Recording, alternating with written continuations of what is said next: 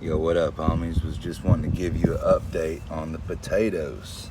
And this is why I was teaching you guys to not start your potatoes like the dirt is all the way up here, and start them all the way down here, and then do what's called hilling them. So hilling them, again, just gonna take dirt and pile it like a hill over that vegetation. Now notice, I don't care if I cover up that vegetation. There's leaves that I just covered up.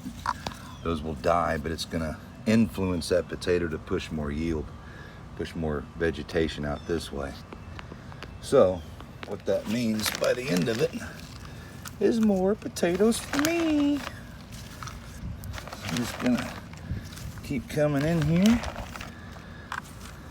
Now see these little baby guys right here, I don't want to cover them completely, because if I cover them completely, they will most likely start to rot. Have to have a little bit of green poking up out of there so they know what they're doing, trying to live. So see, I got some green coming out. That'll influence them enough to keep pushing their way out of there. Won't choke them up too bad.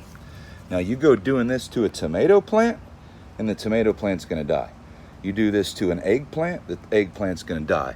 You're gonna choke that stem right here, and what's gonna happen is you're gonna get stem rot, and it's gonna start dying. But potatoes are a little bit different.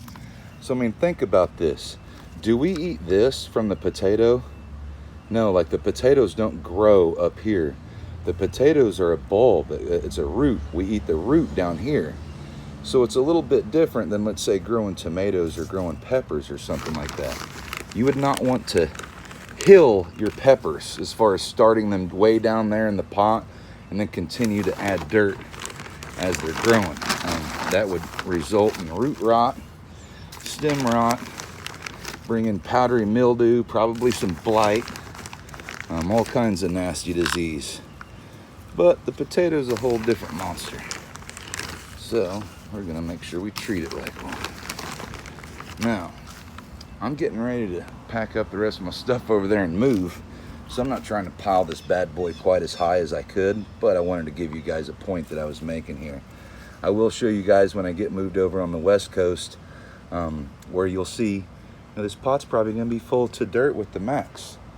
And we can even get a little side-by-side trial going on where I can show you the amount of potatoes it's gonna yield when I do it my way versus the amount of potatoes that are gonna yield if I just do it like I would normally every other plant. So stay tuned, y'all.